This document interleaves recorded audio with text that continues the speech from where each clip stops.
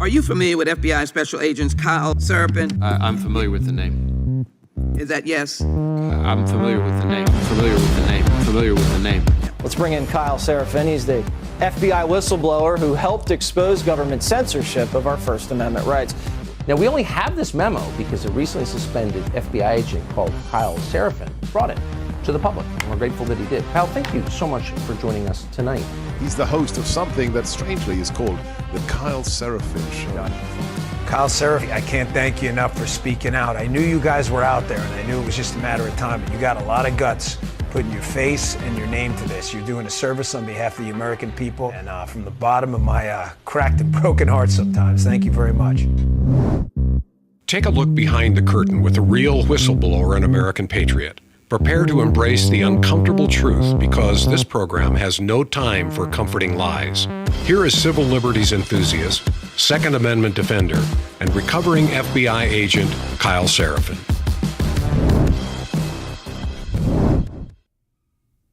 Well, hello, my friends, and welcome to the Kyle Seraphin Show. Today is Tuesday. It is May the 14th. I was just looking at the clock, and I thought, oh my God, I can't believe we're this far into the year. This year just keeps like flying across, and the chaos is not complete yet, so I can only imagine that there is another shoe to drop. We're going to be talking today about the fixer, Michael Cohen, like we talked about yesterday. Yesterday, we kind of highlighted some contrast in the courtroom. Today, I want to talk about the panic that must be out there on those who thought this was the kill shot. I think this trial is the first, it's the first of several tastes that the political left and the mainstream media are going to get about how this attempt to jail or smear Donald Trump in court is going to backfire on them tremendously.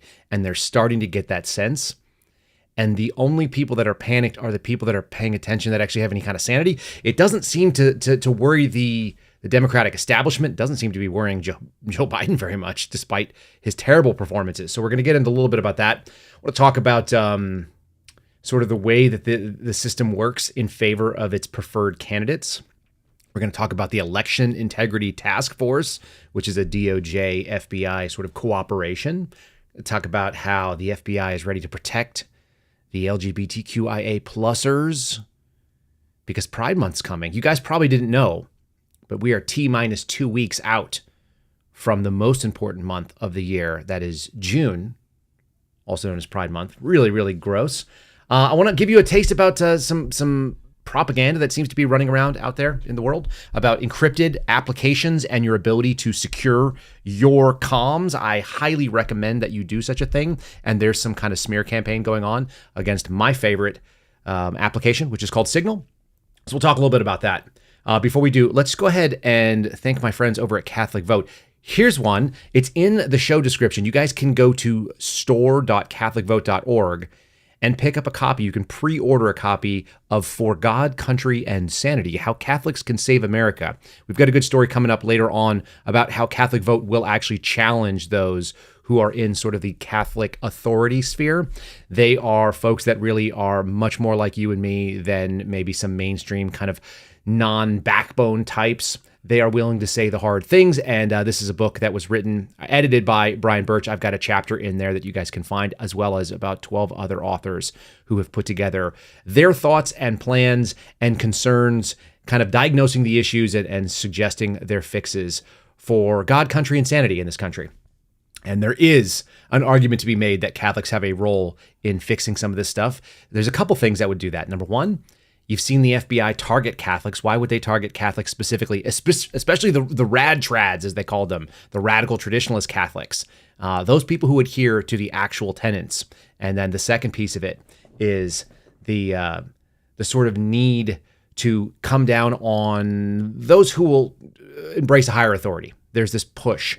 They've highlighted who the problem is. And then, of course, we've got these like fake Catholics like Nancy Pelosi, like we showed yesterday, and Joe Biden and others, actually. Fauci was a fake Catholic. A number of them that this country needs to be saved from, and so maybe saved by Catholics. That's the recommendation. All right, I'm going to get directly into the stuff. We'll talk about some of the other sponsors a little bit later on. I want to get started right away with this, because the walls must be closing in, must they not? How many times have we heard about this? The walls are closing in and it's almost all over for Donald Trump. He's not able to just keep it together, and yet the man continues to surge in polls. It's almost like the people that are coming after him don't understand how public sentiment works.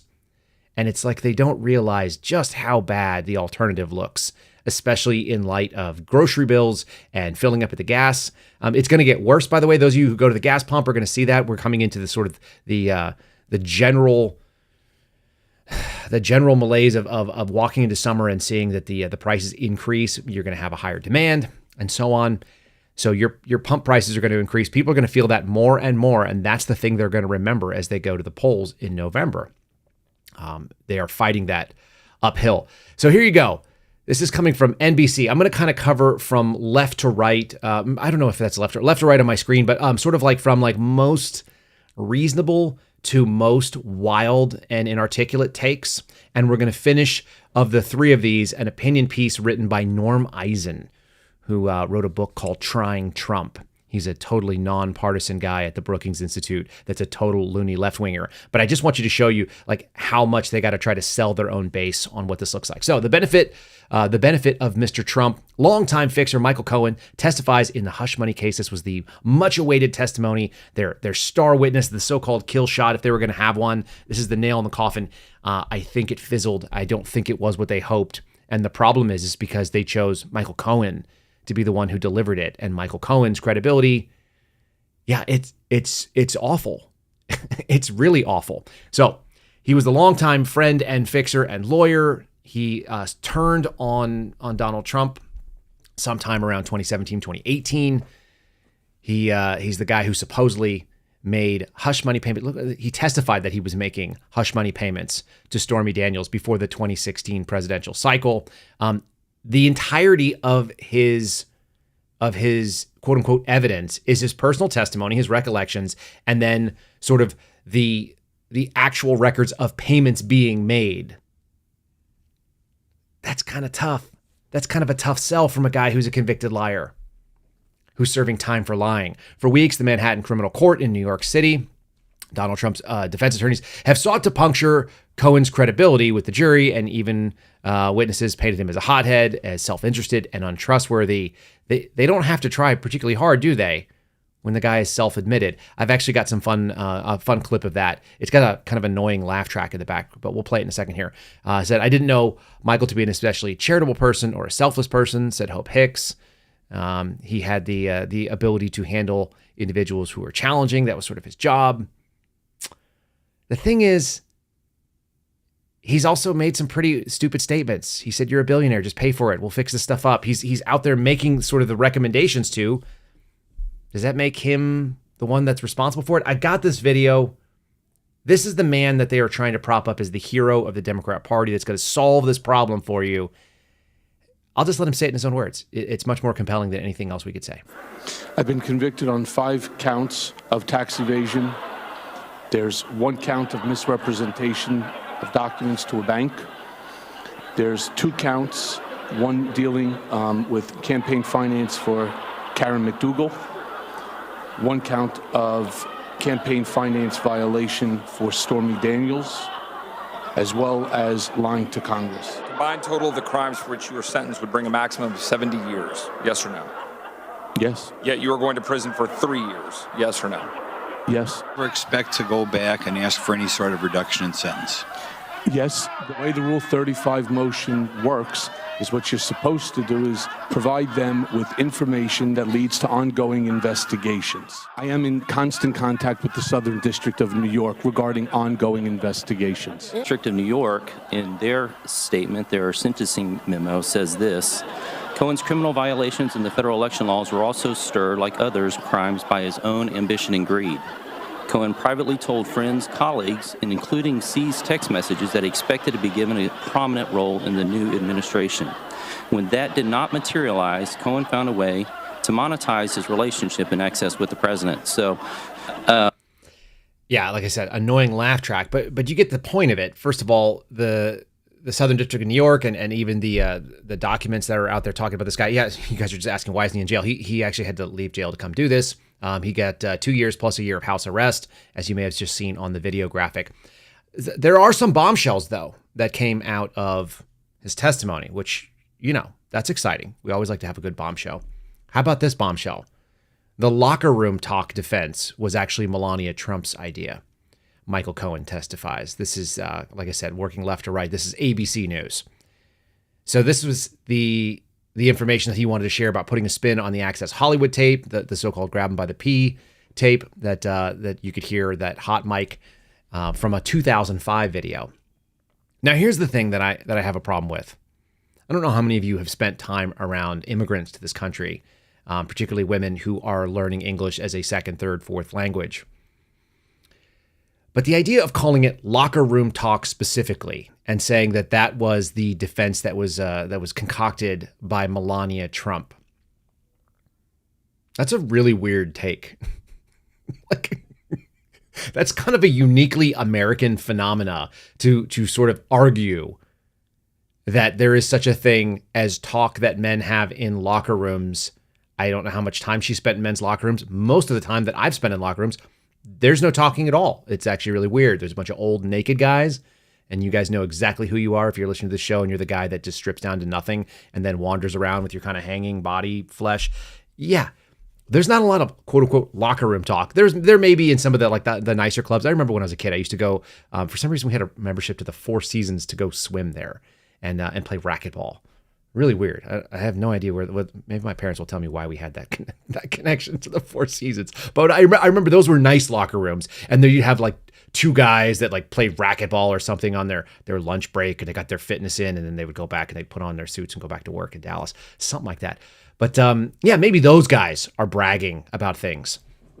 I don't see a woman who moved to this country, is not a native to this culture, and didn't speak English as a primary first language. You can still hear her accent, obviously. I don't see that being very reasonable. That's not a plausible thing, just in my personal experience. Maybe she did come up with the idea, and maybe he is testifying to the truth. Or maybe he's just trying to make anything relevant, and he's trying to bring in people. He's trying to smear Melania as an enabler to something. Is there not, I don't know, when you've been convicted of lying, when you've admitted to it, and then you just heard him in his own words talk about all the things that he was not truthful about, it doesn't ring very true. But this was an entire headline. Like I said, this is coming from the front page of ABC News, that somehow this was a revelation. And I don't know what that actually tells us, because none of it has to do with money going back and forth in a way that was illegal. This is all about smear. It says he told him that the locker room talk defense was something that Melania had recommended in order to get control over the story and minimize its impact on him and his campaign. I don't know if you guys believe it. I mean, the jury is the one who has to believe it. Then the total piece, this kind of the smear piece concludes, not just on Melania, although they have a very nice picture of her. It kind of concludes with Trump never cared about whether or not it would reflect badly on his wife or his family. The story of the Stormy Daniels thing, all he really cared about was whether it went, negatively against his political ambitions. He never expressed news that the alleged affair might affect his family, only his White House run. There's a couple possibilities for why that would be, right? Possibility one is that Donald Trump is a very bad person and everybody hates him, and that's what they're trying to point out, and he just cares about power. That's kind of the illumination that ABC News is attempting to point out, and I think Cohen is trying to share. The second possibility is that the allegations are false, and so his family already knows what's true and what's false, and they understand that being Donald Trump means that a bunch of people are going to come at you, and you're going to have to just deal with it. So maybe him and his wife kind of have an understanding. It's like, look, people are going to come out of the woodwork. I had a life before you. I've been married a couple times. There's lots of allegations against me. This is what you're marrying into. Maybe that's part of it. And then maybe kind of the third possibility, which is that he knows it's not true. He's only interested in the politics of it, but he just kind of says, I'm going to try to do something. People are going to take shots because they hate the takes that I'm going to have. You can't get really the idea that Donald Trump, who has spent his entire life in the public view, has been kind of controversial. The guy had like pictures, like my earliest pictures of Donald Trump was sitting on a golden toilet. You think that guy is like scared of people saying things about him that are negative. It just doesn't make any sense. I don't even know that it affected his White House situation. The quote that they got in there, because this is what they really wanted to put in. This is the ugly piece. They wanted to kind of make the allegation that if he was already elected as president, then it would no longer matter. And if he wasn't elected president, then he didn't care about the story, the Stormy Daniels story.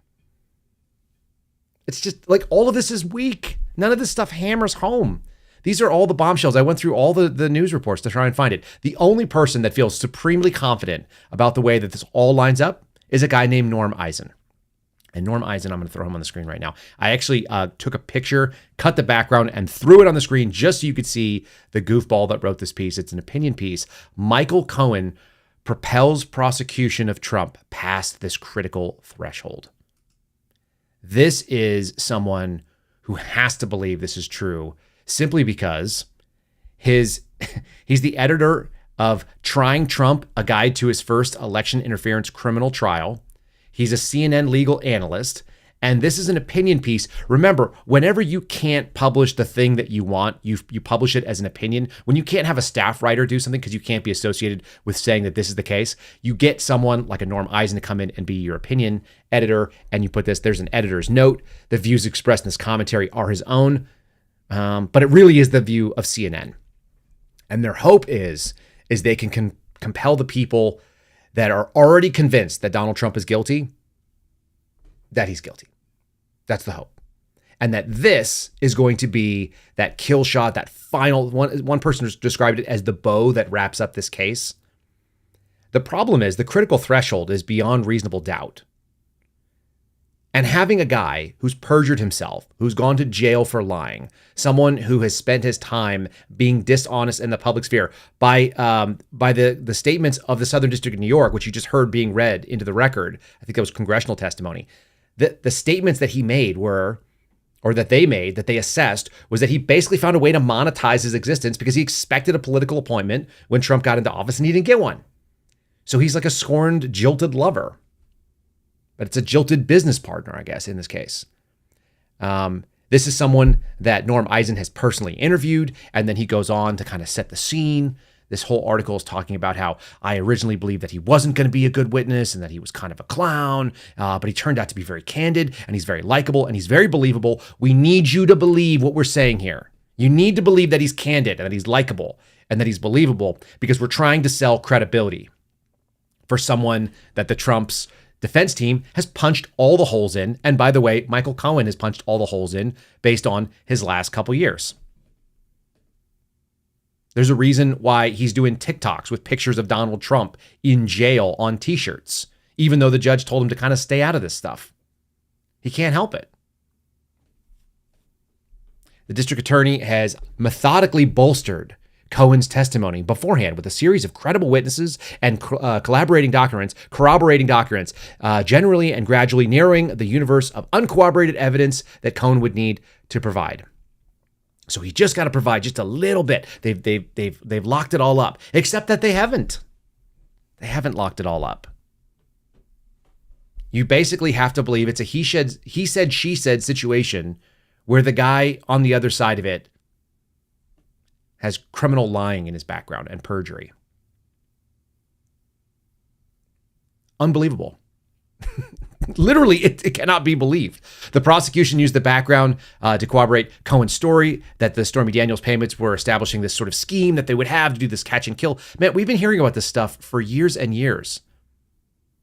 They put together the CEO, David Pecker, the former publisher of the National Enquirer, who met with Trump's office in the 26th floor. You know, whenever you're trying to tell like a really good lie, you want to pepper in details that only certain people would know. Like, oh, well, they met in Trump's office on the 26th floor. That's a credibility establisher because he's been to Trump Tower and he knows that the office is on the 26th floor. And only people who have been in meetings like that would know this sort of thing. These are like little snippets to try to catch this, to try to catch the imagination part of your audience.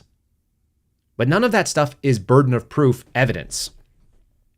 You would need some validated email, right? That had some bona fides from a computer expert showing, hey, I am telling you to do this thing. You would need multiple witnesses in the room saying, I heard him say this. At the same time, by the way, we also had it videotaped and audio taped. Him admitting to it some later time.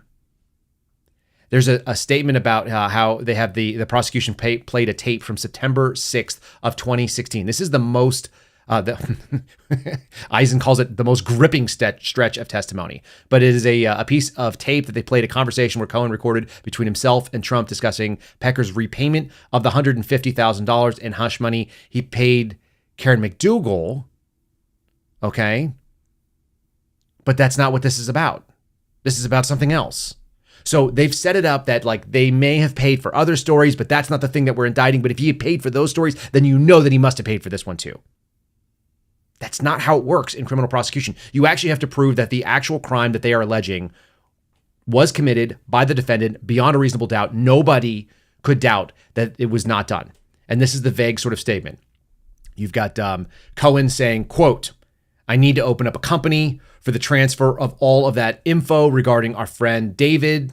And then they put parenthetically Pecker because he didn't actually say that. I've spoken to Alan Weisberg to set the whole thing up. Trump's voice says, so what do we got to pay for this? 150? Pay with cash. That's the statement. And that apparently is the kill shot on this man, talking about paying off a Playboy model, which is not the allegation that's being done here. It's not the amount of money that is in question. We're talking about supposedly $130,000 with a totally different woman. It doesn't mean that Donald Trump doesn't do dirtbag things, that he hasn't in his past been kind of like a womanizing guy. I think we can all kind of see that's the way that he's run his life. So what?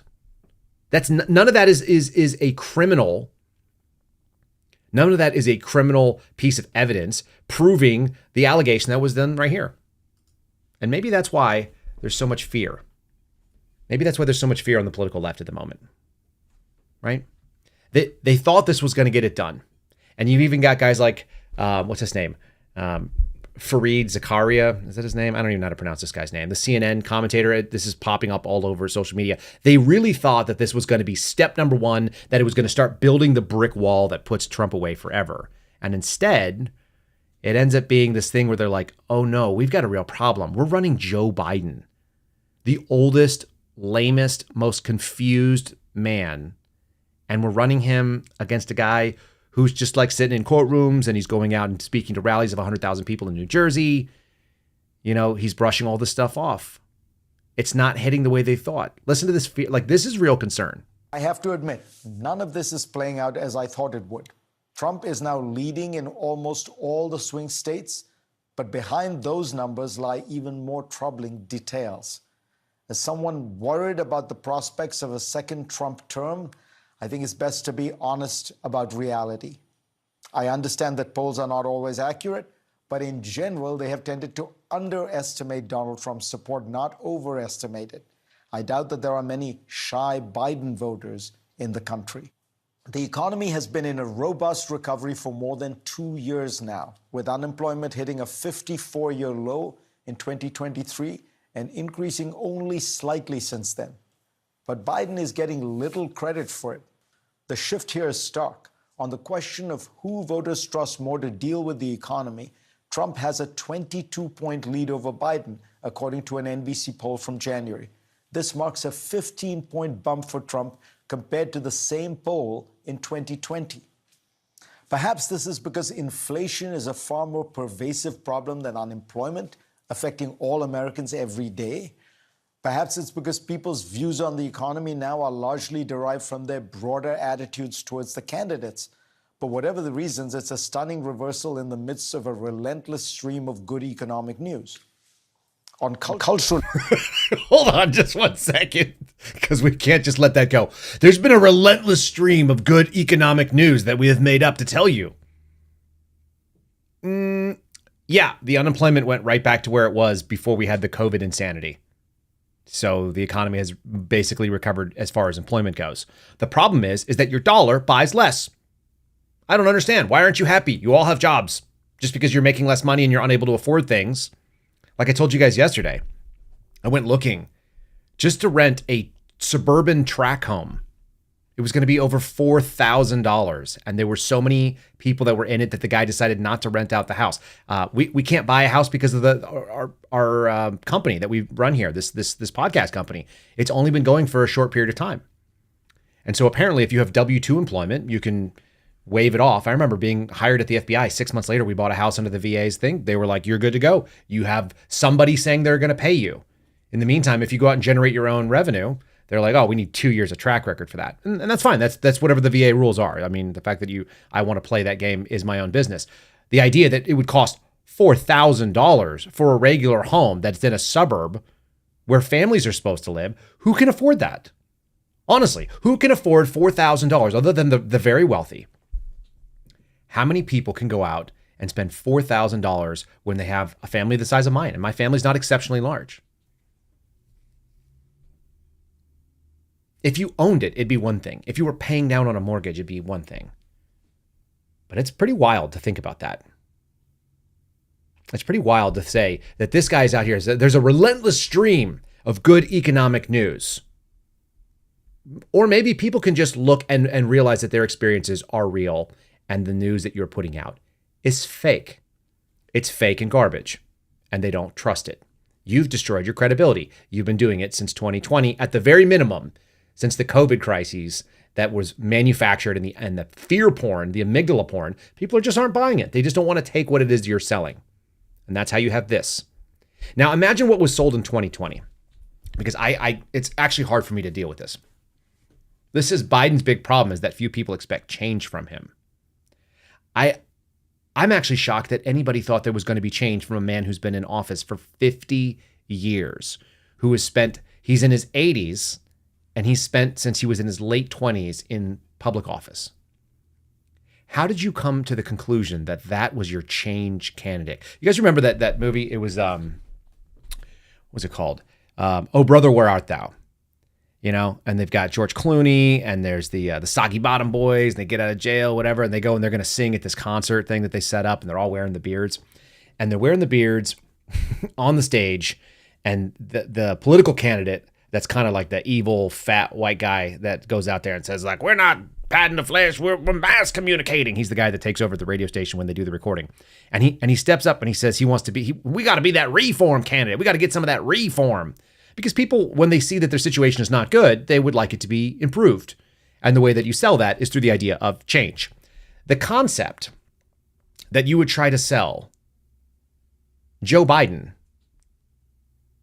over 80, feeble, stumbling, confused, trying to sell 1990s identity politics as this sort of like radical reformer. It's pretty incredible. It's a pretty incredible take. And so I found this article here that I thought was very interesting. It says his big problem is that they think that he's not going to bring change. They have a suggestion, by the way. This is from a guy named Zishan Alim. He's an opinion writer over at MSNBC. Again, this is the far left, hard left. This is the wild people that think that they can really sell you this idea. And some of the stuff on here is great. It says a new set of surveys were conducted by the New York Times, Siena College, the Philadelphia Inquirer, all of which found that Joe Biden is trailing former President DJT among registered voters in the 5 battleground states that they're caring about. In this case, it's Pennsylvania, Michigan, Georgia, Arizona, and Nevada, all critical. Within about 6 months, coming up on Election Day, there's still plenty of time for those numbers to change. They're selling the hope. But given that Trump is consistently leading Biden in national polls, and that lead continues to get better, it gets better and better for Trump as they continue to prosecute him. Right? We've got this one falling apart. No matter what happens, it's still garbage. And then you're going to have the 2 federal cases that are basically getting kicked back down the line. I don't know if they're going to get decided before. They're certainly unlikely to get decided before the election. He's endured an unprecedented criminal trial. They have to let you know that it's unprecedented. Yeah, but that cuts against the narrative. When it's unprecedented, it's not like he did something that everybody else does and they all go to jail for it, right? He didn't go out and kill a guy on Main Street. He didn't go out and beat somebody and body slam him in the middle of the street. And they're like, okay, well, you're assaulted this person. It's on camera. It's game on. There's a reason it's unprecedented that we don't go after people for like old garbage things that happened before the last election. We're talking about payments that were supposedly made in 2016, almost 8 years ago at this point. It says the surveys are worth taking seriously and digging into for clues as to the sources of Biden's vulnerability. What do you think those clues look like? The clues that he's vulnerable. Everything about the man is vulnerable. He's a walking vulnerability. He's confused. He says dumb things all the time. His biggest battle on a daily basis seems to be with a teleprompter, right? He's consistently here. This is Joe Biden versus teleprompter. Apparently, they're not giving him his statements before he goes out and says them, and he's been doing it so long. You can imagine the arrogance of someone who's been in politics for 50 years, who goes, no, I do this all the time. Just throw it on the screen. I'll be able to read it. I got this. You end up doing this statement where he apparently missed all the punctuation. They didn't put in the, take pause here because he'll say those out loud. And so you get this kind of mumble jumble garbage talking about Asian Americans, whatever the hell he's talking about. I don't know, but it doesn't sound like he's making a nice statement about Asians. There is no singular Asian American, Native Hawaiian, Pacific Islander identity, and diversity in those cultures, the breadth of achievement, and shape the strength and fabric of this country. Huh? What? Joe Biden versus teleprompter. Teleprompter won on this one. Now, the fun thing is this. He's trying to present himself as a change candidate, right? That's the hope. You can't be the change candidate when you're the incumbent. They actually said that in the movie Oh Brother, Where Art Thou as well. You can't be the reform candidate when you already are the person who's sitting in office. That makes it very difficult. So they break it down here and they try to get into the nitty gritty of what can we learn from these polls that basically say Biden's, rather than say that our guy is terrible, which is what the actual take should be. What they're going to try to do is break it down. It said nearly 70% of voters said the U.S. political and economic systems required major change or need to be torn down entirely. Biden's not the guy for that. He's been there for 50 years doing it. There's no reason anyone would believe that. Voters perceive Trump as the kind of guy who would deliver those changes by a large margin. 70% of those people. So 70% of those surveyed said that the economy and the political system need major change. And 70% of those people who said that also think that Trump would be the kind of guy who would deliver those kind of changes. Only 24% perceive Biden as the guy who would do it. The tear it down voters can't be dismissed as totally fringe. They represent 15% of registered voters, and Trump leads them by 32 points. So that's kind of like your really extreme fringe people that are saying the whole system is garbage. Okay. So this is where they get into the actual the nuts and bolts of the ideas. If you want to be perceived as an activist candidate seeking sweeping change, that's not inherently good. There's a sizable chunk of people that would say that would be bad. So now we go, okay, fine. So there's 43% of voters believe that Trump would bring good change. 24% of them said that Biden would bring good change. 32% said nothing would change if Biden was elected to a second term. Well, nothing changing sounds like not a good move. The best was the recommendation that they came up with. What if we could just pitch something that we haven't thought of before? What if there was a way to counteract the short-term memory of the American voter to adopt something big and simple and buzzy that promises a change to the social contract? This is the recommendation of this writer, by the way. How about something like Medicare for all? How do you feel about that? Or a new version of the Green New Deal? What if we took failing policies and government interventionism, and then we just sold it to you as more new bad ideas? What if we took the ideas that don't work and have never worked? What if we just made them buzzy and tried to get you? Essentially, this article is acknowledging that people who are voting on the political left are without any ability to think critically, and they're first dimensional thinking, so that kind of makes sense. If we can just get you excited about something stupid that we previously promised that we can't deliver. The problem with trying to pitch Medicare for all, if that is something that you think is generally likable, is that basically everyone on the political right thinks it's terrible. We already had Obamacare and they fought tooth and nail to get rid of it. And it was a campaign strategy. You think that something that you cannot deliver is going to be the best move? All he's saying is, what if we could just lie to you long enough to get us back into office so Joe Biden can be there? It doesn't seem to be working. And it gets even worse when the man opens his mouth and says things like this. I'm not sure he's wrong in this case. I just don't think that the implications are good in in what he's trying to argue. Listen to Joe Biden kind of make this pitch, because this is a interesting way to try to compel people to get the female voters. Also, look at the size of the crowd and the low level of enthusiasm. My name's Joe Biden. I work for Kamala Harris. I asked her to be my vice president, but I knew I needed somebody smarter than me. Yikes. He's trying to trot out that old joke. He's like, I'm Joe Biden and I'm Joe Biden's husband. Bleh. Like, that used to be cutesy probably 50 years ago when he was young. People cared what he had to say, and he wasn't confused, and he wasn't tripping over sandbags or falling on his way up the stairs or down the stairs. That the most lethal thing was him walking across the grass, and the possibility of him like sharding in his pants was a very real possibility at any moment on camera. They got to keep the media pen further away. Like, all those things were maybe cutesy to him. People thought, oh, it's kind of quirky. Also, has anyone ever heard the so-called stutter that he supposedly has, the speech impediment? I've never heard it. I've been wanting to hear it. I've been wanting to know what it was. All of this stuff kind of leads towards why we have to have federal intervention in the elections. They thought they were going to get the kill shot with Donald Trump. It's not happening. It's not happening in New York. It looks like it's going to be delayed in the federal stuff. The Fannie sort of debacle down in Georgia was a complete mess. None of that has had the desired effect. We thought that we could pitch a Joe Biden campaign and he could just hang in there and win by default. That's not working. It's time to get the feds involved. And we're going to talk about election interference task force in just 1 second. Before we do that, how about we say a little suggestion? You guys find your own tumbler. This is my green one. You can see it matches. This one I had to sticker up. It's got suspendable stickers because my engraved ones are en route. If you guys want to get your own, patriotcoolers.com is the website. They are our sponsor going back to February of last year. Really appreciative of them sticking with us and being kind of awesome. They make a great product. They've got great customer service to back it up. That's a big deal. And you can save 10% by putting promo code Kyle, K-Y-L-E, into the little box at checkout.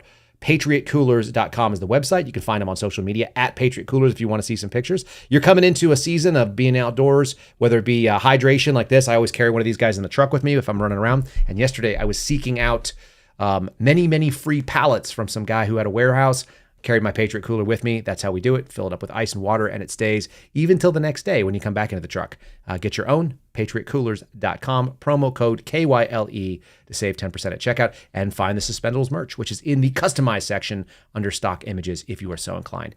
Pretty easy stuff you can go do. So it's going to come down to this. Can the feds get involved?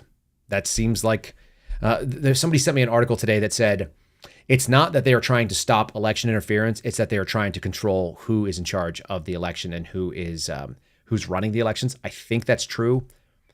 When you listen to this little testimony here, which was given last week by Merrick Garland, on either side of him are the people that are really dangerous. You've got Chris Wray on one side. You've got Lisa Monaco, who actually runs the DOJ, on the other side.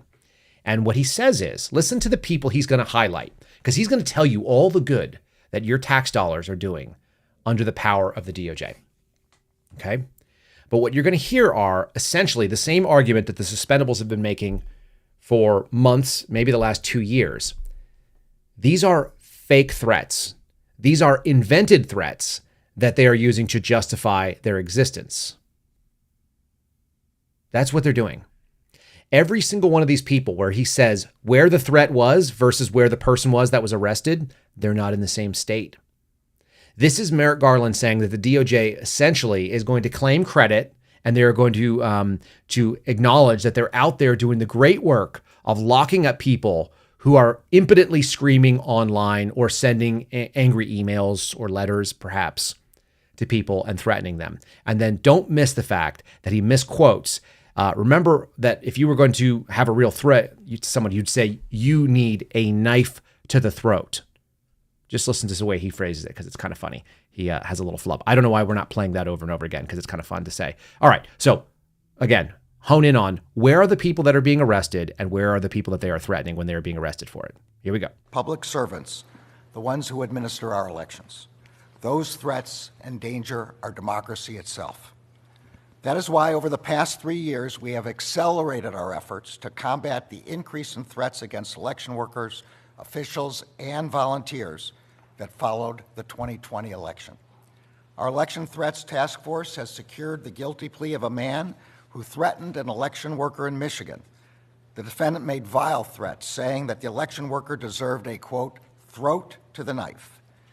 We secured a 3.5-year prison sentence for a man in Texas who threatened the lives of Arizona election officials and their children and advocated for a mass shooting of poll workers and election workers in precincts he believed had, quote, suspect results. We secured a 3.5-year prison sentence for a Massachusetts man for sending a bomb threat to an elections official in the Arizona Secretary of State's office. We secured a 2-year prison sentence for a man in Texas who threatened Georgia officials in the wake of the 2020 election, including threatening to, quote, put a bullet behind the ears of an election worker. And we secured a 2.5-year sentence in prison for an Iowa man who threatened to lynch an election official in Arizona. Each of these cases should serve as a warning. If you threaten to harm or kill an election worker, volunteer, or official, the Justice Department will find you, and we will hold you accountable. The public servants who administer our elections must be able to do their jobs without fearing for their safety or that of their families. Wow. As Betsy L. just said, the old throat to the knife threat. Nobody wants to see that. Nobody expects the old throat to the knife. How does that work exactly? The guy holds out the knife and then you bring your throat to it. Does he grab you by the neck and he puts your throat up to the knife? I don't understand. He said what this should serve to remind you of is that if you screw up, if you go and you threaten federal officials, then we will hold you to account. That's actually not what it reminds me of. What it reminds me of is that the FBI and the DOJ specifically are interested in getting involved in federal elections. And in order to do that, they're going to need some scapegoats to justify it. This did not constitute rampant and widespread threats. He named a half dozen examples rather. There were people in Michigan threatening someone in Arizona. There was someone in Iowa that was upset with somebody in Georgia. These are people that are across the country, tiny little one-offs in populations of millions and millions and millions of people that thought that this last election was trash. Sorry, not the midterms, the one before that, the 2020. Although I think people had some questions about the midterms too. We're talking about a very, very, very small hand-picked set of examples that gives them what we would call in the investigative world a federal nexus. That gave them the federal nexus for them to get involved in this. And that's why they have to have an election integrity task force. Here's the real problem with the election integrity task force from my view. They've always had an election integrity task force. Those people are supposed to go out and investigate fraudulent activities involved in our elections. But they don't want to investigate fraud. They have no interest in investigating fraud. They don't want to get involved in that piece.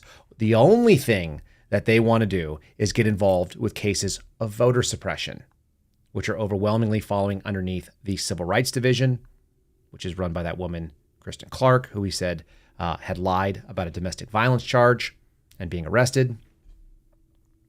They're only interested in getting involved in the things that they're getting involved in, not in trying to shore up the stability and the security of our elections. And that's been going on since 2019, 2020. They didn't want to get involved in this. After January 6th in 2021, they removed people that they believed were Trump supporters. This is the famous example that we have. People that I've met, people that worked in my old office, were removed from their jobs for the simple crime of having a lot of kids. And when you have a lot of kids, it's presumed that you are conservative and probably religious. And if you're conservative and religious, it's presumed that you voted for Donald Trump. And if you voted for Donald Trump, it's presumed that you're not allowed to be on an election integrity task force that would look for fraud. We asked a lot of questions when I was working for the Washington field office in January and February and March. Going all the way, actually, that's in 2020, but even in late November and December, we were asking the questions like, hey, are you guys seeing all these crazy videos? I didn't even have social media at the time. Are you guys seeing the videos of the lady who's like running the stacks of papers through and then takes them and runs them back through again and then takes them and runs them back through again? Are you guys seeing this stuff? Are you seeing the suitcases thing? I don't know what all this stuff meant. I know that there are people that are actually tasked with investigating it, and they weren't allowed to do that job. And if they were presumed to be a Trump supporter, they were pulled out. Why? Why was that? Because we have ideologically captured institutions in our federal government that are supposed to be protecting us, but are now, in fact, just looking to insert themselves where it's convenient to them. And they're going to go after the impotent, yelling, raging clowns that exist across this country. There are many mentally ill people. There are many people that make stupid decisions and say things stupidly, that lash out. We would get, drunken phone calls from somebody, and you call them back up and you go, hey, you made a threat and it was on a recorded line and this is what it was. And they're just absolutely, I was so drunk, blah, blah, blah. Well, you may still be liable for it, but at least we understand that that's probably not going to happen again, especially when it's never happened before and it doesn't happen after. Maybe that guy actually did say throat to the knife, which is real possibilities. Like let's consider the possibility that he actually read the quote correctly. What if somebody actually made the allegation made the threat that I am going to hold your knife or hold your throat to a knife? It's like, okay. And you took that guy seriously and you put him in jail? That's your big victory?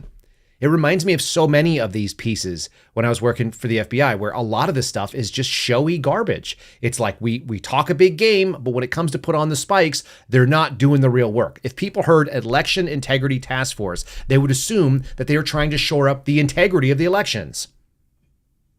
And instead, they're trying to look for preferred outcomes for their political candidate. And they're going to focus all their efforts, as we found Steve Friend's, sort of moles inside the bureau were telling us, all their efforts are going to be 100% interested in just stopping voter suppression, which doesn't seem to be a real problem in this country. If you want to vote, you can vote. I don't know who is suppressing the vote, but it's not real. But it does give them a reason to get involved, doesn't it? It should make us very, very worried about funding new headquarters buildings for the FBI, about giving more information, more power, more authorities, bigger budgets, more staffing for this kind of garbage. They're serving one political master. And it turns out it's not really even the Democrat Party, if you guys are being really honest. They're serving their own interests. It just turns out the Democrats are now behind the FBI. They're against local policing. They're for federal policing because it centralizes their authority, and that's what they're for. And that benefits the FBI. So the FBI is willing to serve whatever master is willing to keep funding them. And at the moment, it's both parties, it turns out, as I shared yesterday on social media. It's like, Steve was showing how they're trying to do recruiting. I think their numbers must be down. Steve Friend, who we always have on Fridays, was talking about how the federal government was advertising it right out in the open, the number of sick days, the number of vacation days, and the number of paid federal holidays. It's 50 a year total days that you can take off from work. It's 50 a year. There are 52 work weeks in the year, right? So they are making, and by the way, they shut down for the first week and the last week of the year. Going into New Year's and coming out of New Year's are basically skeleton crew only. Show up, log in, show that you were there and leave. People go to the gym and then they don't come back, that kind of stuff. Like, that's pretty standard. And a lot of people who work in headquarters or in the sort of federal sphere know about Federal Friday. Federal Friday is you show up, you have coffee, you have a squad meeting, you go and do something, and then you find some leads to go shag out somewhere, you find some reason to not be there. But imagine that, and Federal Friday is every Friday, okay? So you could theoretically, like a lot of people, blow off Friday afternoon every Friday because they're federal workers. But 50 paid off days a year means you're on average working 4 days a week. And the people who work in our FBI headquarters that are agents that are doing this stuff, not the SES people that are making more money. I'm talking about the actual agents, like the program managers, the folks that are like running the actual, the sort of the day-to-day operations of headquarters. They're making like $160,000 to $175,000 a year with locality pay. And lest anybody think that's not a lot of money, that's a ton of money, because I made $90,000 a year, and we had a home, and we had 2 kids, and we had a third on the way. We had a little backyard. We had super nice neighbors. I had a reasonable commute. We lived in a very, very nice area, like one of the most expensive counties in the country, in Fairfax County, on $90,000 to $100,000 a year, one income family. If you think you can't get by on like $165,000 to $170,000, they are living well if they want to, unless they're driving like BMWs like idiots or something. They have tons of money that like leveraged out of their eyeballs. But these people could live very, very well, and they're working 4 days a week. And you're paying for it. I'm paying for it now. Pretty wild. Pretty crazy. Like I said, I don't know that it's all about whether or not it's one particular party. It seems like they're just favorable outcomes. And that's how you get stories like this, which comes from our friend Steve Baker over at The Blaze. Why did the most powerful veterans PAC endorse Harry Dunn, the phony hero of January 6th? You guys remember Harry Dunn? He's like 6'8", he's like 300 something pounds. It says out of the 22 candidates that are running for this Maryland 3rd Congressional District seat, out of the 22 candidates, this group called Vote Vets decided to back a civilian, non-veteran, no service record, who was a hero of January 6th that was a liar, as reported by our buddy at The Blaze. Now, you guys know we get Steve Baker on the time. We're a little bit biased towards his reporting, but this I think is really useful. He's reporting on other Democrats being pissed. Juan Dominguez, West Point grad, Gulf War veteran. He's unhappy that this political action committee called Vote Vets decided to endorse former U.S. Capitol Police Officer Harry Dunn, who's not a veteran. There are at least 2 other candidates in the crowded Democratic primary race who are veterans. Vote Vets describes itself as a progressive political action committee that, quote, endorses veterans and national security professionals who champion everyday issues that affect the lives for those who served and their families and the country. There are 3 combat vets that are in that race. 3 veterans that have spent time in combat theaters. And as this guy says, that's quoted, his name is, again, Juan Dominguez. Dominguez says that he would be fine if any of the veterans were being endorsed.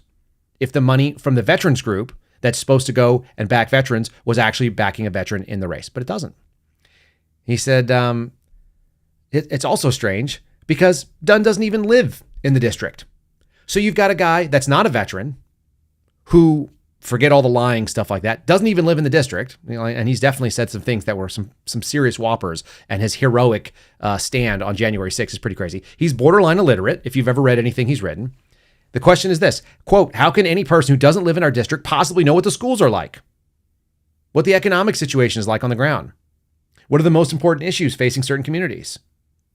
You could ask some of those questions, but if you haven't lived it, if you haven't coached sports in this community, if you haven't gone to religious services in this community, the list goes on and on. How do you represent a district you don't live in? And they're pissed. It's because the fix kind of shows up as in. This is what a uniparty would look like. This is what channeling back channel money. This is the real concern that they talk about, that they're worried about money getting funneled through these sort of political action committees to their preferred candidates, whether or not they have any sort of benefit to the people that live in those areas. And if you listen to Steve Baker's reporting, he's been calling this for quite a while, that this was the payoff. This is the payoff. It's the setup. It's like pull the guy out of the Capitol Police, a job that he should have been able to hang out and retire in, but he claims he can't. He's too dumb because he lied. He perjured himself, so he won't be able to do law enforcement jobs, but he could obviously be a liar in Congress. That's fine. Nobody cares about liars. We just found out about dudes who got gold bars in their jackets. And, you know, if you're as long as you're a Democrat, you're fine being a liar in Congress. They won't remove you for that. That's a Republican move. So there you go. His performance is that he was an actor playing a role. And the other thing that's really interesting, I think, is that he's had no promotions in his job. He was, by all accounts, a very, very low capabilities Capitol Police officer, which is to begin with a very low capabilities organization. I call them the National Mall Cops for a reason. They're essentially glorified security guards. He never was promoted above private first class. And yet he got all these commendations and recommendations for heroism. He got the Congressional Gold Medal, the Presidential Citizens Medal, the second highest civilian honor from Joe Biden. He's been given all these kind of things. He was allowed to do an incredible amount of media, was he not? He was out there talking to CNN and the Associated Press and New York Times and Rolling Stone and everybody, everywhere he went. And suddenly, and they all gave him an option to promote his candidacy. So he's been given a ton of in-kind donations to promote the fact that he's running for office. But like, how many other people in that race are getting a lot of time? And how come there's no critical concern about the things that he said that are false? You remember the story about how he said that like somewhere between 20 and 50 people were chanting the N-word at him and they couldn't find any evidence of it. One person yelled the N-word off camera in a place that nobody could hear. Baker went through all the tapes on this kind of stuff. It just didn't happen. There's an entire article about the N-word that never was. It's very weird. It's interesting to just note the sort of the money in play and how it works. The preferred candidates are getting stumped right in. They get pushed right where they are. I guess that's why guys like, we played this the other day, but that's why guys like the Raging Cajun are very concerned, because Trump is sort of the upset to that. Like, a lot of the establishment doesn't like what he's about, left or right. We've seen that. And they thought they had the kill shot on him. It's just not working. It's not working at all. All right, I'm gonna pivot over and say thanks to our good buddies over at Mad Hat Jerky. Guys, if you can, you want to support the show, you want to get your own. I just heard my stomach growling. It must be time for a snack. I've got a huge bag right here. This is the black truffle. That's the one I'm working through at the moment. I've got 2 more bags like that under the desk. MadHatJerky.com/Kyle. Use the promo code Kyle. What's in it for you? 20% off is what's in it for you. That's a pretty good deal. $1 in $5 stays in your pocket. Take 20% off with promo code KYLE. If you guys spend $75 or more, you'll get free shipping, just so you kind of know what the threshold is. I'm the kind of guy that would much rather put my money into product, even if it means spending more, because eventually I may do it again. Matt Hat Jerky, Matt with 2 T's, hat with 1 T, jerky.com/Kyle. Check it out if you guys want a healthy snack, high protein, and incredibly tasty. And unlike a lot of jerky where you're like squeezing out oils and stuff, this is all real meat. It's all really tasty. And it's a high quality product that's not like boot leather chewy. It's actually really moist and tender, which is kind of nice. It's not kind of nice. It actually is nice. That's why we endorse it. All right. So let me push on this thing that has really gotten me going. Like I said, it's all about money. It's all about the sort of the agenda. This is a really good one. I saw this and I was blown away. This is coming from ABC. I saw this first thing. It's on the main page for ABC's today. Foreign terrorist organizations could target Pride Month events, FBI and DHS. Again, can we find more reason to get federal involvement? Can we get more of this sort of establishment stuck in nonsense? And can we make up threats that we have to go after?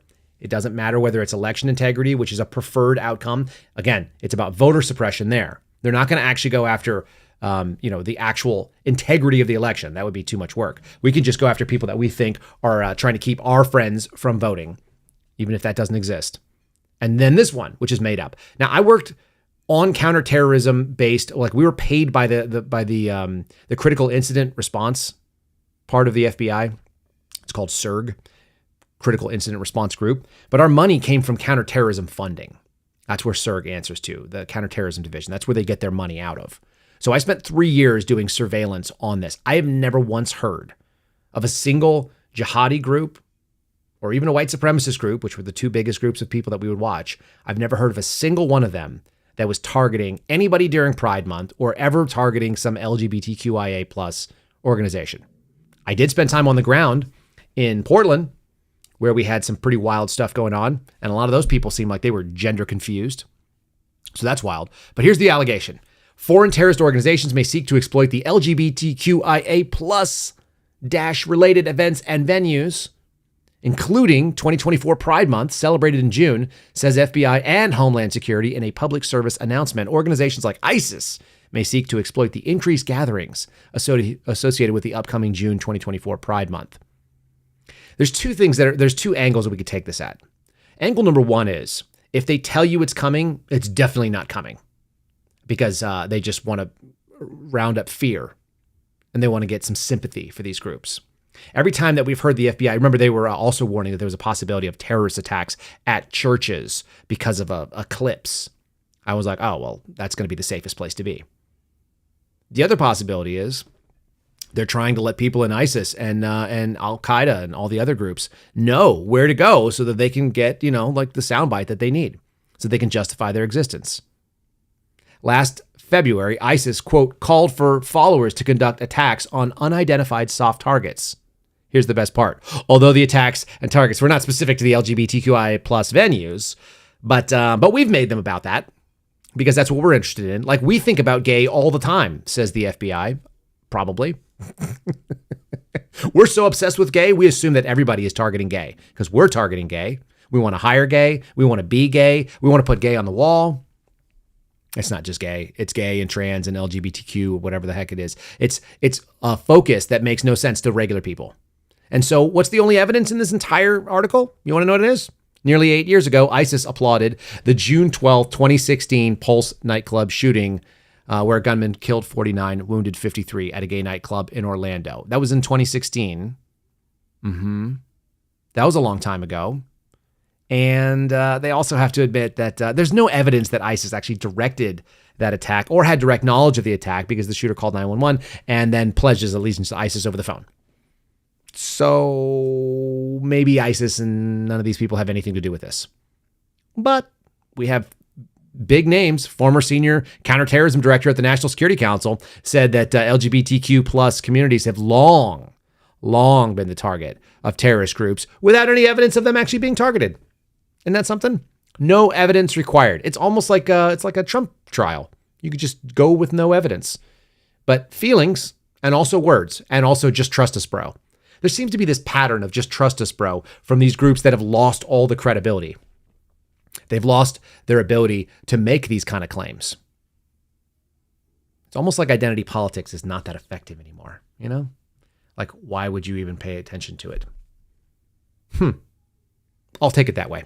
I got a couple more that I want to round up with here, and this one is just a fun little sort of swing back. Look, we're always in a time of where the pendulum is. I think the pendulum has maxed out at peak stupid, at peak retarded in this country, which is why you have an FBI claiming with no evidence and no actual allegations and no actual threats and no history of it that we've got some danger going on, that you've got a man who's in his 80s who's been in political office for 50 plus years as your quote unquote change candidate, and maybe you can just keep the voters dumb enough to hang out and come back the other way and think that he actually is the radical and revolutionary dude, despite the fact that he can barely walk around.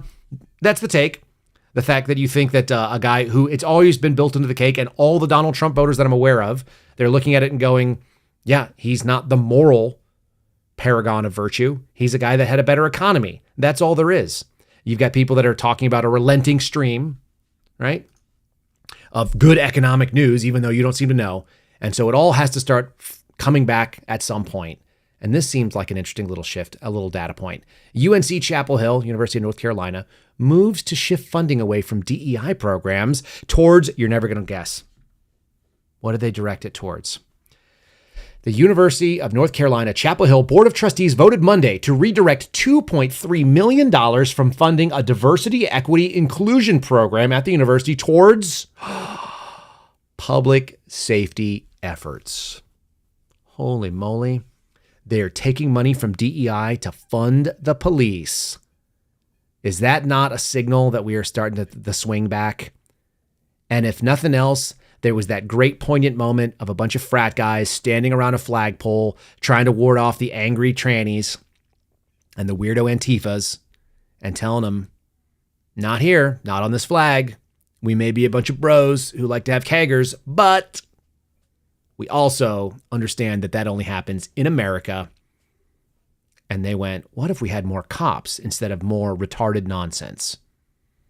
And University of North Carolina Chapel Hill, which, by the way, is pretty left. If you've ever been to Chapel Hill, I was shocked that even though it's in North Carolina, and I had this sort of vague conception in 2016, I was there for a wedding with a buddy, and I'd been there for, at Fort Bragg for a little while, Pope Air Force Base, or now Pope Army Airfield. And it's decidedly and hard left in that area, the sort of Raleigh-Durham area. And yet they're taking money from DEI and putting it in favor of cops. I'm just going to say that is an interesting little harbinger in a place that should be pretty hard on the left. So it's worth knowing that we are starting to see the swing. It's not going to be clean, it's not going to be fast, and it's not going to be easy. And there will be bad information abounding, and there will obviously be a ton of bad news as the thing swings. We're still far, far, far to the left in this country, but I think this is a fun little indicator of where things could be going. And by the way, I left this off. I meant to throw this up earlier, but check this out. This is the banner that we're going to send to the FBI, just so they know that the terrorists don't really want to go after the gays or the trannies. Allah loves equality. Don't you think that there's like a rooftop party somewhere that these folks are late for? I don't know, maybe in Iran. Anyway, I said that picture. My buddy George Hill sent me that. I just love the way it looks. I just love the lack of being in touch with anything. All right, here's our last little piece. We're going to wrap this sucker up. Supposedly secure messaging app Signal launched with government funds, headed by propagandists, now running NPR report. That's who they're citing. This is coming from the Daily Caller. Guys, you should always be suspect of the things that you want to read, especially the sources that you want to believe. This is from Haley Gomez, who is their general assignment reporter, and she is reporting on the dangers of Signal, or the possible dangers of Signal. The things that are alleged in this article are very interesting. I'm going to debunk them for you, or at least I'm going to at least give you a contra piece of information. Do your own research as you choose. I use Signal every day. This doesn't dissuade me. With over 100 million users, encrypted messaging services like Signal is being touted as private and secure. However, a new report reveals the app was allegedly not only launched with government funds, but is headed by NPR's CEO, Catherine Mayer. Christopher Rufo, a conservative activist, senior fellow at the Manhattan Institute for Policy Research, released a piece on Monday about the alleged connections between U.S. government, Mayer, and Signal. The platform, which prides itself on privacy for users, has been endorsed by notable figures, including NSA whistleblower Edward Snowden, Tesla, SpaceX founder Elon Musk, and former Twitter CEO Jack Dorsey. Signal's technological foundation, which was originally funded, quote unquote, in part by government resources. The technology, which is used in the Facebook messaging app, WhatsApp, and apparently got a $3 million grant award from a group, a government agency called Open Technology Fund sometime between 2013 and 2016, according to Voice of America. The irony and amusing thing of quoting Voice of America, which is like funded by the State Department, aka funded by the CIA, and has always been a propaganda tool. That's really funny to me. I don't know why they thought that was a really credible source. The fact that $3 million in grant awards were used by a government agency, almost all of these things were set up by government agencies, by the way. My friends who worked for the CIA would tell me that you should always use, what was it called? WickerMe, which was funded and created. Now it's under Amazon's logo. They actually brought it under Amazon Web Services. But WickerMe was funded by, the CIA. That's how it got started. So a lot of these things were done with money. The encryption technologies were set up with government funding. They threw a lot of money around, just like they fund a lot of different projects. That doesn't mean that there's a problem specifically, simply because there's some money involved in it, or that somebody that you don't like politically is involved. It turned out that privacy used to be something that the political left really cared about. That's number one. And number two, the smear campaign that's going on against Signal specifically, I find to be very enlightening when you consider who's doing it. People are also trying to tout Telegram as the alternative. The problem is Signal is always end-to-end encrypted. Telegram is by default not encrypted. And that is where the real difference is. Signal is a privacy app on purpose. Telegram is like this mixed social media / sometimes, if you enable it, secret message chat option. I despise Telegram. Anybody who tries to use it with me, I don't want it. The folks over at Project Veritas really liked it for some reason. I always thought it was dumb. It maybe it's easier. But the fact of the matter is it's certainly not more secure. Now, I saw you guys in the chat talking about the Tucker Carlson claim the FBI was able to access his Signal messages. Here's the thing about that, okay? And this is really important to understand. The device and the app are not the same thing. The app sending end-to-end encrypted technology, let's just go full screen here. When you are sending technology, or you're sending a message, there are two parts of it. There's the receiver, and then there's the transmission.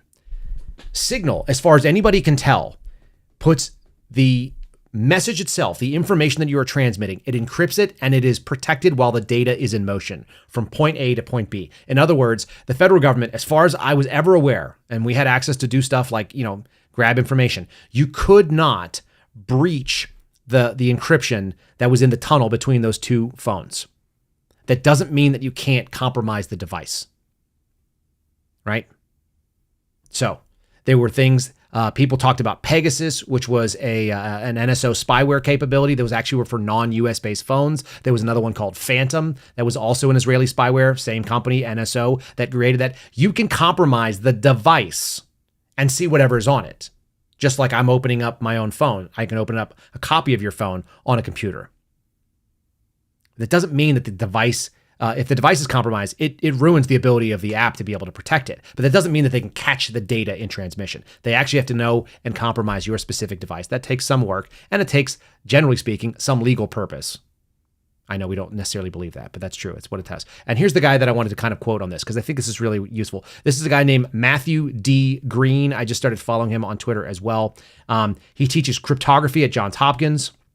This is the space he operates in. He ran this debunking thread the other day, and I thought it was worth us kind of discussing it, only because we should listen to voices that have no skin in the game. And this is the stuff that all my friends that deal with this type of information, that deal with cryptography, that deal with end-to-end encrypted technologies, the reason why the FBI actually wants cracks on all these things, what they call the Going Dark Initiative, it's because of this. Telegram launched a pretty intense campaign to malign Signal as insecure. He claims with some assistance from Elon Musk. That's really dubious, actually. The goal seems to get activists to switch away from the encrypted Signal to the mostly unencrypted platform of Telegram. First, the Signal protocol, the cryptography behind Signal, which is used in WhatsApp and several other messengers, it's open source. It's been intensely reviewed by third parties, and when it comes to cryptography, it's pretty much the gold standard. It's open source. It's available to anybody. Telegram, by contrast, does not end-to-end encrypt conversations by default. You actually have to manually start the end-to-end encryption. You can do the same thing on Twitter, by the way, folks. You can actually start an end-to-end encrypted, but it's not the default setting. Anybody who uses Telegram, the server is probably a magnet for intelligence services. Yeah, there are all kinds of compromised apps. There are all kinds of CHSs sitting in on some of these larger chat groups. That 100% happens. And there's plenty of evidence in federal court that can back this kind of up. Signal's client code is open source. You can download it right now. You can examine the code and the crypto libraries. And if you don't want to do that, many other experts have. The fact of the matter is that it's had a lot of eyeballs on it. A lot of people have reviewed it for its capabilities. It's very interesting that you've got Daily Caller out there sort of reporting that Signal is not secure.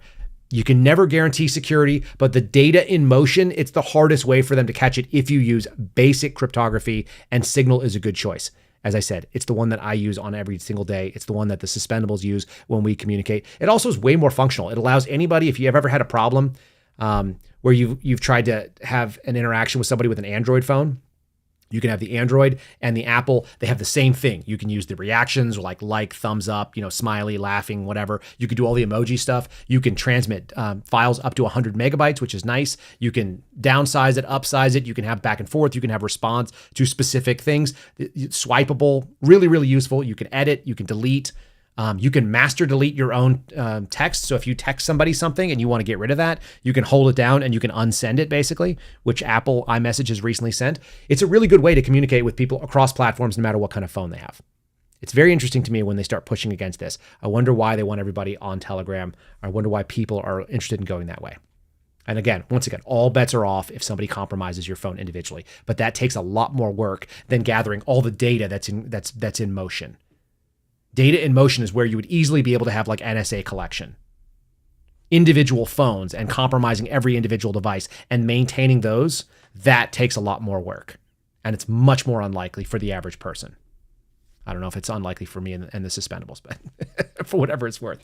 All right. A lot of heavy stuff going on today, a lot of heaviness. I want you to kind of remember that the reason that we're in any of this in the first place is because we should have instinct and we have an instinct to the future that we want our kids to have sort of the same sort of fun that we had when we were little. I have this little video.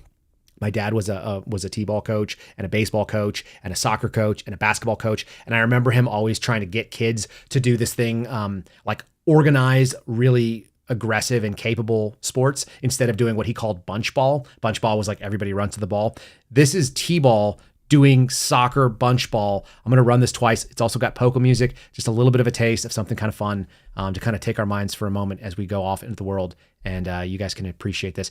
The audio show, you'll only hear one round of the polka, but I might run this video twice. There's a ton going on in this video clip. So just start looking at a different kid every single time it goes.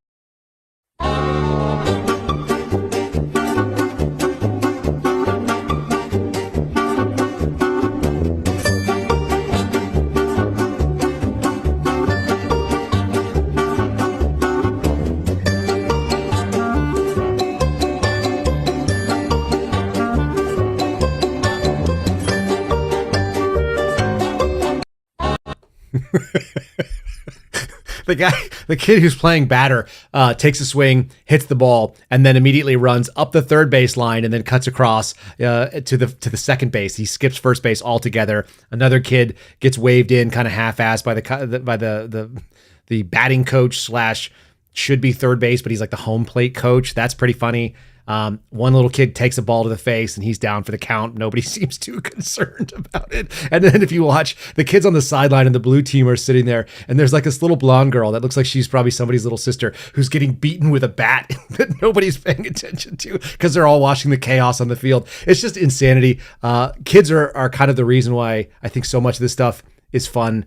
It's the reason why I care what happens in this country. Otherwise, I would just go retire to a mountainside somewhere and just, load shells. But instead, I want to see this thing swing back. I want to see us have a little bit more money put into cops and public safety instead of the DEI agendas because of that, because we should be able to protect and have this fundamentally goofy American experience of having little kids running around and learning about fair play and hitting each other with baseballs in the face.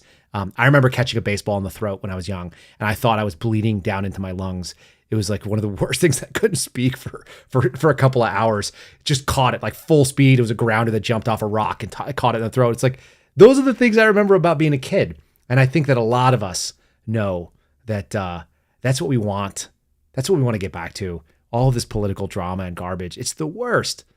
Yeah, and maybe social media is a big part of it, so maybe we start cutting that out. I've started doing that. I don't know if you guys could tell, but I'm less and less on there, and I'm more and more happy. And I've also got, maybe not only did I almost break a thumb, I think I almost broke one of my toes. It's all black and blue. I dropped some wood on it the other day, or a hammer. I don't remember dropping anything on it, but something fell very heavy on my toe, and it's all purple and blue. And I'm happier. I'm happier with a broken toe than being on Twitter, if that tells you anything about how bad all this crap is. All right, 5-star review, and then we're out the door. Folks, thanks so much for leaving these. This one's coming from Spotify. Say, Kyle, I just want to let you know, I listen to your podcast daily at work. Thanks for putting the spotlight on all the important things that get shuffled to the side. Matt Hat Jerky is local. 5 stars. We appreciate that. That's coming from C.R. Velasquez. C.R. Velasquez, thanks for leaving the review and the 5 stars. Appreciate that. Folks, if you want to leave your own, there's a link down there in the description, and you guys can do so if you so choose. We'll shut it down for the day. That's all I got. If you want to leave any questions, comments, or really mostly sarcastic remarks is what I'm looking for, KyleSeraphin.com is the website. You guys can go do that. Make sure you've given us a thumbs up, liked, followed, subscribed on Rumble or on YouTube, wherever you're at.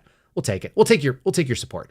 And we'll see you again tomorrow for a Weird Wednesday. God knows, I've already got some weird stuff that's been coming up there. Some things from NPR. You guys will get a kick out of that. So make sure you join us tomorrow morning. We'll see you then. Thanks for listening to The Kyle Seraphin Show, streamed live weekdays on rumble.com/Kyle Seraphin. Follow Kyle on Twitter, Truth Social, and Instagram at Kyle Seraphin.